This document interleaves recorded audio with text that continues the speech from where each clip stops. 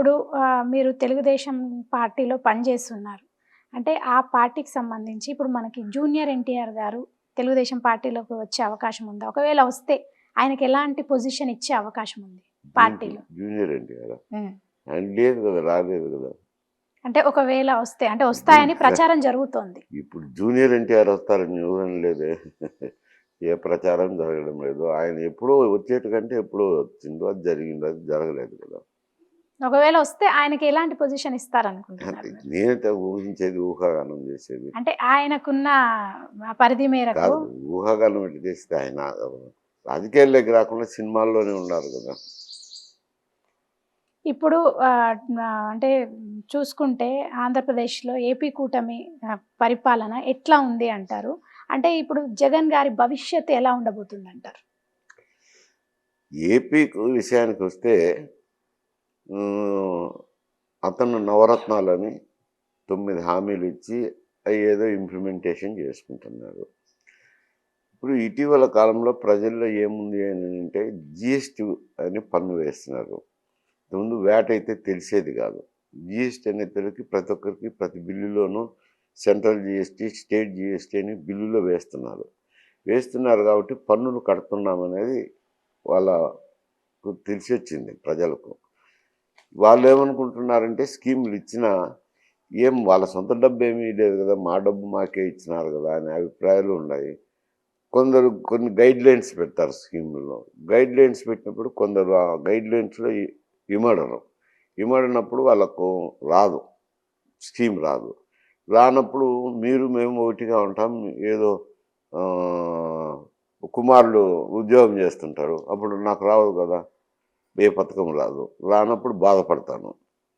అటువంటి వాళ్ళంతా ఆపోజిట్ చేస్తారు. అందుకే నవరత్నాలు పెట్టినా కానీ ఆయనకు ఆపోజిట్ చేసి మొన్న అలాంటి తీర్పు వచ్చింది. ఇప్పుడు ఈయన కూడా సూపర్ 6 హామీలని ఇచ్చారు చంద్రబాబు నాయుడు గారు కూడా తెలుగుదేశం కూటమి తరఫున. 1, 2 అమలు చేస్తున్నారు కానీ పూర్తిగా ఇంకా 6 హామీలు 4 హామీలు ఇంకా అమలు చేయకపోతే మాత్రం చెడ్డ పేరు వస్తుంది. అంటే మొన్న కేంద్ర హోంశాఖ మంత్రి అంటే అమిత్ షా గారు ఆంధ్రప్రదేశ్ పర్యటించడం జరిగింది. అక్కడ ఒక ప్రసంగంలో ఆయన అంటే అంటే గడిచిన 5 ఏండ్లలో ఒక విధ్వంసం జరిగింది. ఇది ఎవరు గుర్తు చేసుకోవద్దు ఇంకా. దాన్ని మర్చిపోండి అని అన్నారు. అంటే ఎవరిని ఉద్దేశించి అన్నారంటారు? ఆబ్వియస్గా గత 5 సంవత్సరాల్లో విధ్వంసం జరిగిందంటే పరిపాలన జరిగింది వైఎస్ఆర్సీపీ పరిపాలనే కదా, వేరే ఏం లేదు కదా. అప్పటికి ఆయన వైఎస్ఆర్సీపీ ఏమో బీజేపీకి మద్దతు ఇస్తున్నారు, ఎన్డీఏ కూటమికి. మరి ఇక్కడ అప్పులు చేసినారు కదా, దాదాపు 11 లక్షల కోట్ల రూపాయలు అప్పులు చేసినారు. అప్పులు చేసి దానికి వడ్డీలు కంతులు కట్టునే 54,000 కోట్ల రూపాయలు అయిపోతుంది. వచ్చే 1,30,000 40,000 ఆదాయం, 1,30,000 కోట్ల ఆదాయంలో వడ్డీలు కట్టడానికే 55,000 కోట్లు పోతుంది. ఇంకా మా పెన్షన్స్, శాలరీస్ అది 60% పోవాలి. ఇంకా అభివృద్ధికి కానీ కొత్త సంక్షేమ పథకాలకు కానీ పూర్తిగా డబ్బులు మిగిలి ఉండవు. ఇది అందుకు ఆయన ఆర్థిక విధ్వంసం జరిగింది అని అంటే అది ఆబ్వియస్గా కనపడేది జగన్. గత 5 సంవత్సరాలు ఎవరున్నారు, వైఎస్ఆర్సీపీ పరిపాలనే కదా.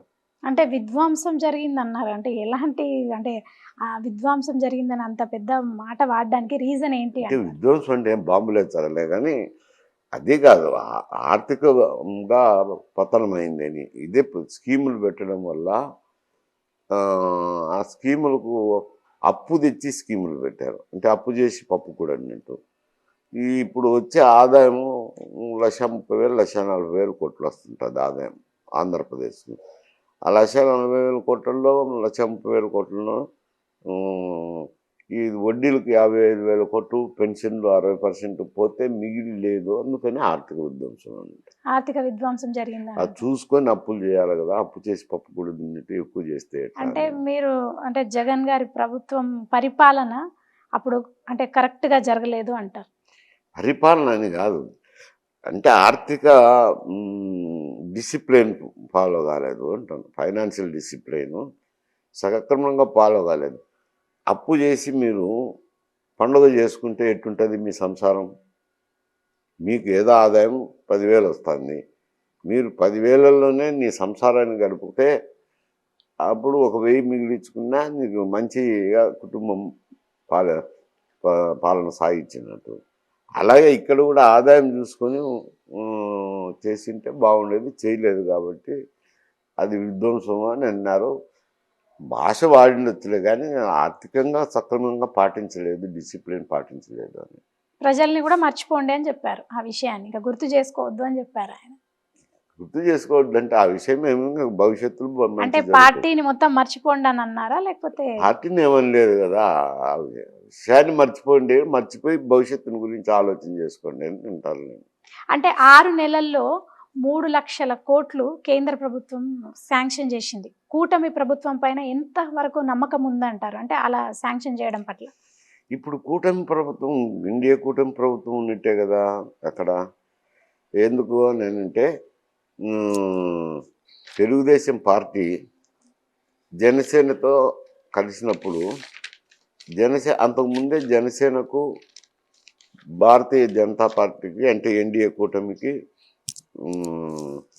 ఒక అవగాహన ఉన్నది. కలిసి మిత్రపక్షంగా ఉన్నారు ఇద్దరు.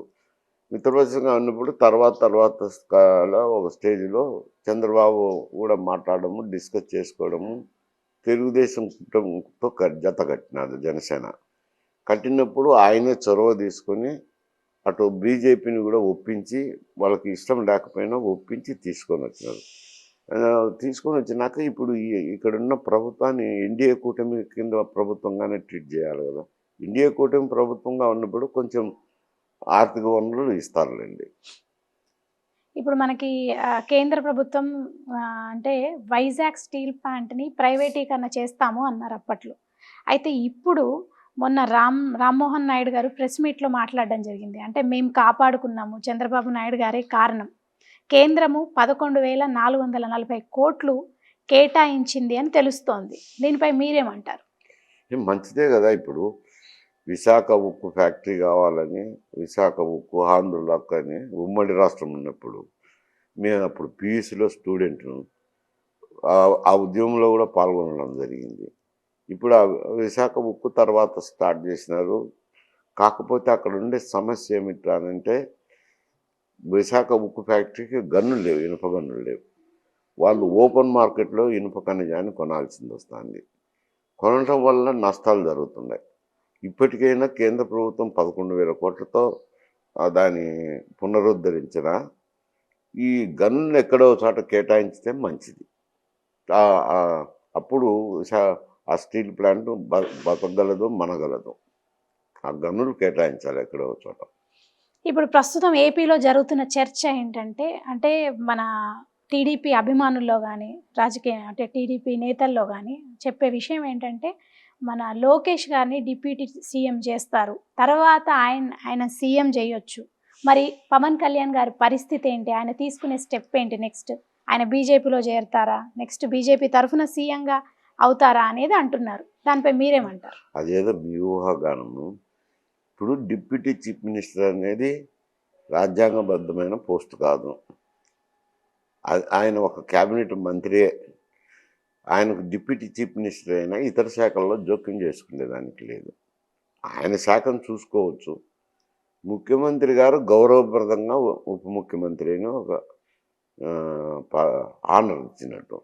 ఇప్పుడు జగన్మోహన్ రెడ్డి గారు ఉన్నప్పుడు కులాలను ఆధారం చేసుకుని 5 మంది డిప్యూటీ చీఫ్ మినిస్టర్లు. 5 మంది డిప్యూటీ చీఫ్ మినిస్టర్లు ఇతర భాగాల్లో ఇన్వాల్వ్ అయ్యేదానికి లేదు కదా. వాళ్ళ శాఖలను మాత్రమే వాళ్ళు నిర్వహించాల్సింది ఉంటుంది. ఇప్పుడైనా పవన్ కళ్యాణ్ గారు డిప్యూటీ చీఫ్ మినిస్టర్ అయినా ఆ శాఖను మాత్రమే చూస్తున్నారు కానీ ఇతర శాఖలు చూడడం లేదు. ఇది ఎందుకు అని అంటే, కాకపోతే వాళ్ళిద్దరి మధ్య బాగానే అండర్స్టాండింగ్ ఉంది. ఎందుకు అంటే తెలుగుదేశం కూటమి ఏర్పడేదానికి, బీజేపీని తీసుకొచ్చేదానికి ఇవన్నిటికీ ఆయన కారణభూతుడైనారు. కూటమిలో తెలుగుదేశం పార్టీకి దగ్గరైన తర్వాత కాపు సామాజిక వర్గం అయితేనేమి, అట్లా రాయలసీమలో బలిజ సామాజిక వర్గం అయితేనేమి, ఇవన్నీ తెలుగుదేశం పార్టీకి సపోర్ట్గా నిలబడినాయి కదా. నిలబడడం వల్ల అంత భారీ మెజారిటీ రావడము, దాంతో ఆయన గౌరవంగా చూసుకుంటున్నారు చంద్రబాబు నాయుడు కూడా. అంటే బీజేపీకి కూడా వాళ్ళకు సీట్లు అవసరం పడినాయి. ఆ సీట్లు ఈడ కూటమిలో ఉండబట్టి ఆ సీట్లన్నీ 20 సీట్లు వాళ్ళకు గంపగుత్తగా వచ్చినట్టు వచ్చేసినాయి వాళ్ళ కావాల్సిన మెజారిటీకి. అందువల్ల అటు బీజేపీ నాయకులకు,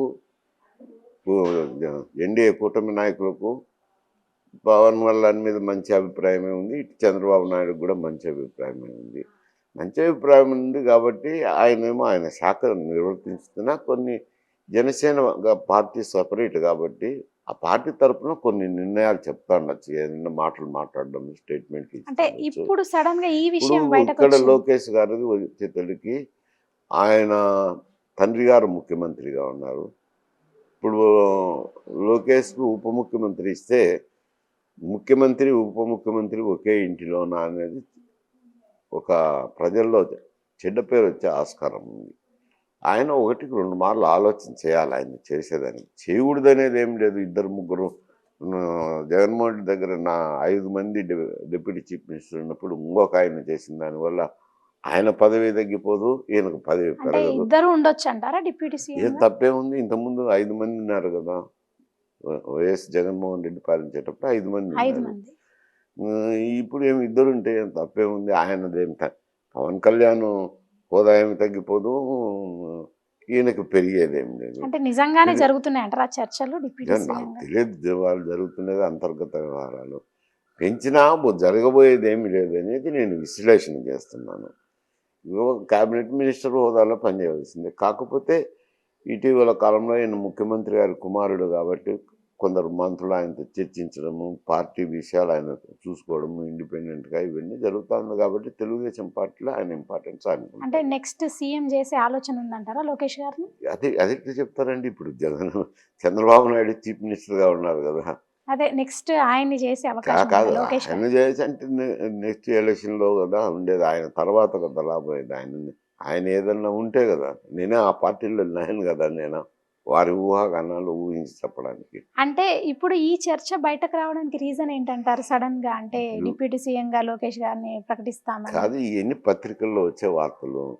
పత్రికల్లో వచ్చే వార్తలకు దానికి ఏం చెప్తాము? కొందరు కోరొచ్చులేండి, ఎందుకంటే తెలుగుదేశం పార్టీలో ఉన్న నాయకులు ఆయనతో చర్చించుతుంటారు కాబట్టి, చర్చించినప్పుడు నువ్వు ఉంటే బాగుంటుంది కదా డిప్యూటీ చీఫ్ మినిస్టర్ కానీ చెప్పొచ్చులేండి దానికి. అంతేగాని ఆయన ఏమనుకుంటాను రేటు తెలుస్తుంది నాకు. ఆయనతో నేను మాట్లాడుతుంటేనో ఇంకోటి చేస్తుంటేనో నాకు తెలుస్తుంది, లేకపోతే నేను వాళ్ళ అంతర్గత వ్యవహారాలు తెలుపుతాను.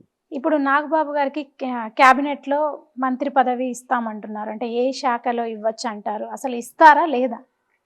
ఆయనకు చెప్పినారు కదా, మొన్న రాజ్యసభకు పవన్ కళ్యాణ్ సిఫారసు చేసినప్పుడు లేదులే ఆయనకు క్యాబినెట్లో తీసుకుందాంలే చెప్పినారని వార్తలు కూడా వచ్చినాయి. ఆయన మరి ఎక్కడో చోట నిలబడాల్సింది ఉంటుంది. కౌన్సిల్లో ఉన్న ఎలక్షన్లు వచ్చినప్పుడు కౌన్సిల్ ఎలక్షన్లలో ఎమ్మెల్సీగా తీసుకొని అప్పుడు ఏమన్నా తీసుకుంటారు.